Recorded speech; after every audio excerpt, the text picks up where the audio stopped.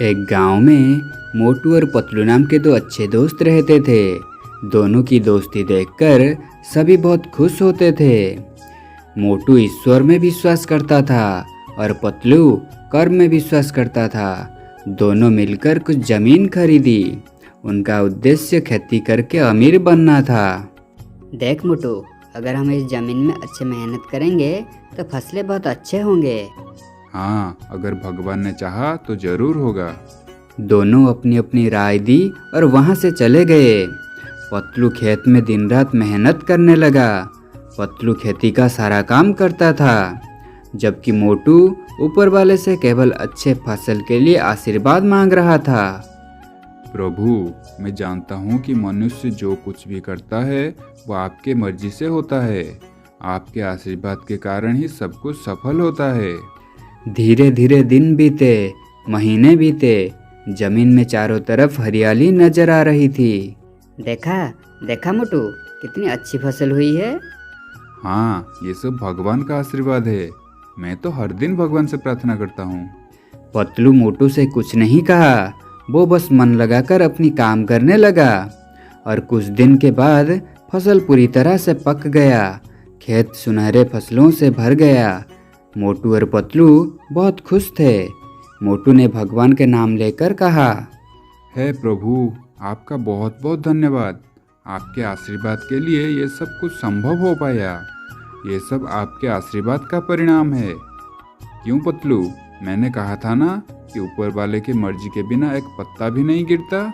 अब फसल बेचने का समय आ गया। फसल बेचकर खूब मुनाफा हुआ। और प्रॉब्लम शुरू हुई पैसों की बंटवारे को लेकर। यार पतलू, हमें भगवान की कृपा से इतना अच्छा मुनाफा हुआ है। अब मुनाफे के पैसे आपस में बांट लेते हैं। क्या कहता है? देख मेरे दोस्त, मैं इस जमीन में फसल बोने से लेकर फसल काटने तक की सारी मेहनत की है। मेहनत का कोई तो मूल्य होता है ना, तो लाभ का ज़्यादा हिस्सा मुझे मिलना चाहिए ना।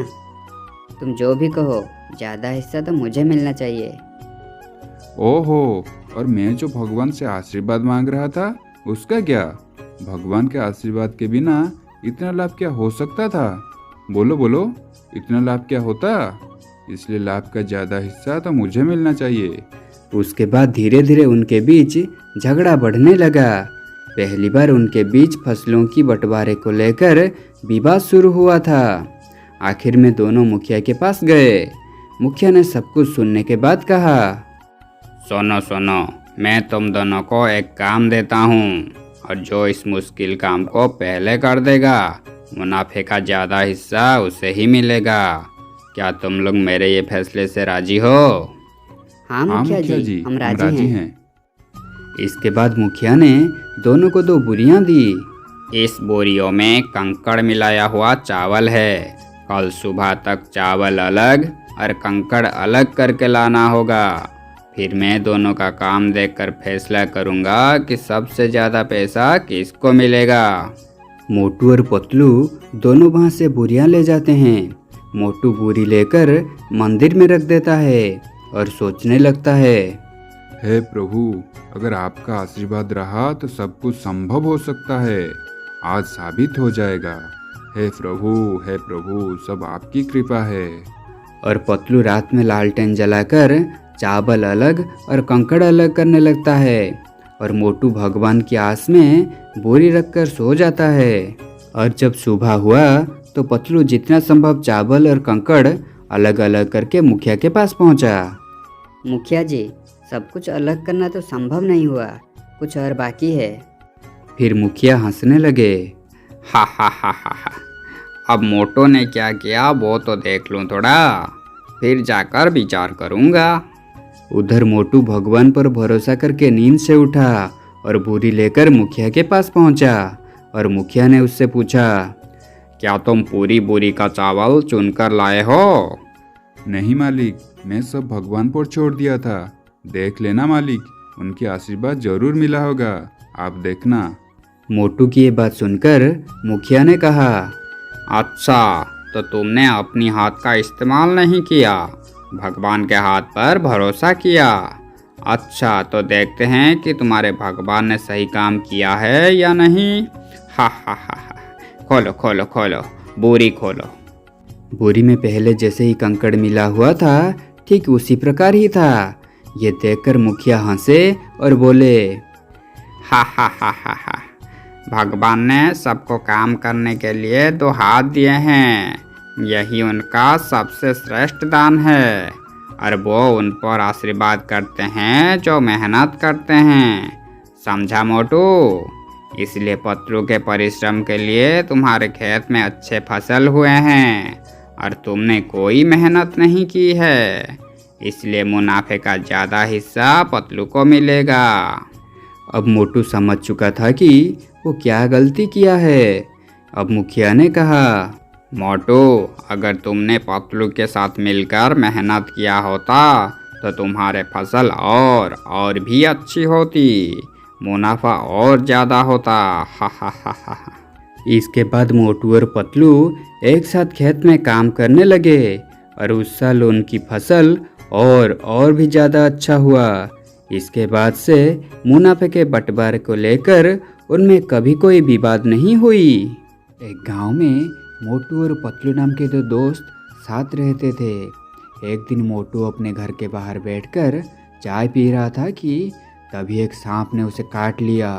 अरे मर गया रे, मुझे सांप ने काट लिया। पतलू, अब मैं नहीं बचने वाला। पतलू ये देखकर डर जाता है और सांप को मारने के लिए उसका पीछा करता है, लेकिन सांप बचकर झाड़ियों में चला जाता है। फिर पतलू दौड़कर डॉक्टर के पास जाता है और डॉक्टर को बुला लाता है। पतलू, मोटू को एक जादुई सांप ने काटा है जो बहुत जहरीला सांप है। इसकी कोई दवाई नहीं है। जादुई सांप के जहर से छुटकारा पाने के लिए एक जादुई औषधि की आवश्यकता होती है। पास के जंगल में एक जादुई औषधि का पेड़ है। उस पेड़ के पत्तों का रस मोटू को पिलाने से वो ठीक हो जाएगा। इसके बाद पतलू बिना समय गवाए जंगल की ओर निकल पड़ता है। कुछ दूर चलने पर उसे दो रास्ते दिखाई देते हैं। एक रास्ते पर ढेर सारा सोना बिखरा हुआ था और एक रास्ते में कई कांटे पड़े हुए थे। उसी वक्त एक जादुई बंदर पतलू के सामने चला आता है। मुझे पता है कि तुम यहाँ अपने दोस्त की जान बचाने के लिए दवा लेने आए हो। तुम्हारे सामने दो रास्ते हैं, एक पाप का रास्ता और एक पुण्य का रास्ता। पुण्य के मार्ग पर जाओगे तो अपने दोस्त के लिए औषधि मिलेगा, इसलिए तुम्हें कांटे पर चलकर औषधि वृक्ष के पास जाना पड़ेगा। यदि उस मार्ग पर जाओगे तो तुमको बहुत कष्ट उठाना पड़ेगा। यदि तुम पाप के रास्ते पर जाओगे तो तुम्हें बहुत धन मिलेगा और तुम्हें बहुत बड़ा महल मिलेगा। अब बताओ किस रास्ते पे जाना चाहते हो? मोटू के सिवा इस दुनिया में मेरा और कोई नहीं है। मोटू ने समय असमय पर मेरी बहुत मदद की है, इसलिए मोटू से बढ़कर मेरे लिए दुनिया में कुछ भी नहीं है। इसलिए मैं पुण्य के रास्ते पर जाऊंगा और मोटू के लिए दवाई लाऊंगा। ये कहकर पतलू पुण्य के मार्ग पर चलने लगता है। रास्ते में बहुत कांटे होने के कारण पतलू के पैरों में कांटे चुभने लगते हैं और उसके पैरों में बहुत खून निकलने लगता है। पतलू इन सब की परवाह किए बिना आगे बढ़ने लगता है। अंत में वो औषधि पेड़ के पास पहुंच जाता है और वो पेड़ से कुछ पत्ते तोड़कर जब पीछे मुड़कर देखता है तो हैरान रह जाता है। उसकी आने वाली रास्ते पर अब एक भी कांटा नहीं था। फिर पतलू खुशी खुशी घर चला आता है और मोटू को पेड़ के पत्तों का रस पिलाता है। पत्ते का रस पीते ही मोटू बिल्कुल ठीक हो जाता है। कुछ दिन ऐसे ही बीत जाते हैं। एक दिन पतलू घर के बाहर आंगन में कुछ काम कर रहा था। तभी वो सांप आकर पतलू को काट लेता है। अरे मैं मर गया, मोटू कहाँ गया? आह, मुझे सांप ने काट लिया। तभी पतलू वहीं गिर जाता है। मोटू पतलू की आवाज़ सुनकर दौड़ता हुआ आया। अरे पतलू, तुझे क्या हुआ? तू सांप ने कैसे डस लिया? फिर मोटू दौड़कर डॉक्टर के पास गया और डॉक्टर को ले आया। अरे पतलू को वही सांप ने काटा है जिस सांप ने तुम्हें काटा था। पतलू की जान बचाने के लिए तुमको उस जंगल में जाकर जादुई दवाई लानी पड़ेगी। ठीक है सर, मैं अभी जादुई दवाई लेकर आता हूँ। ये बोलकर मोटू दवा लेने जंगल में जाता है। कुछ दूर जाने पर उसे वो दो जादुई मार्ग दिखाई देते हैं। पहले की तरह पाप के मार्ग पर बहुत सोना बिखरा हुआ था और पुण्य के मार्ग पर कांटे बिखरे हुए थे। सोने को देखकर मोटू के मन में लालच आ जाता है। जय हो। अरे वाह, यहाँ पर इतना सोना कहाँ से आया? उस समय वो जादुई बंदर मोटू के सामने चला आता है। तुम यहाँ अपने दोस्त की जान बचाने के लिए जादुई औषधि लेने आए हो ना, इसलिए तुम्हें कांटे पर चलकर औषधि के पेड़ के पास जाना पड़ेगा। यदि तुम पाप के रास्ते पर चलोगे तो तुमको बहुत सारा सोना, धन और खजाना मिलेगा, मगर जो भी हो तुम पाप के मार्ग पर नहीं जाना। उस मार्ग पर जाना बहुत खतरनाक है। ये कहकर बंदर वहाँ से गायब हो जाता है। फिर सोने का सिक्का देखकर मोटू के मन में लालच आ जाता है और वो पाप के रास्ते पर चलने का फैसला करता है। अरे वो बंदर कितना मूर्ख है, वो नहीं जानता कि मैं कितना चतुर हूँ। पहले मैं पाप के मार्ग पर जाऊँगा और सारा सोना चांदी लाऊंगा, फिर पुण्य के मार्ग पर जाऊँगा और पतलू के लिए औषधि लाऊंगा। ऐसा सोचकर मोटू पाप के रास्ते पर चलने लगता है और रास्ते पर पड़े सोने को बटोरने लगता है। धीरे धीरे वो आगे बढ़ता है और कुछ दूर जाने के बाद उसे एक सुंदर महल दिखाई देता है। महल के सामने एक सुंदर लड़की खड़ी थी। मोटू उसको देखकर दंग रह जाता है। अरे ये कितनी खूबसूरत दिख रही है।